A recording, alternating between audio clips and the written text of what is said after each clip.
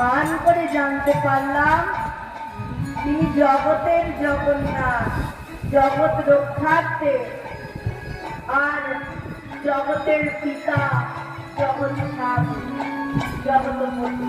কিন্তু আগে জানতাম শুধু আমার না, আমার জগন্নাথ, কারোর নয়। সবল্লভকান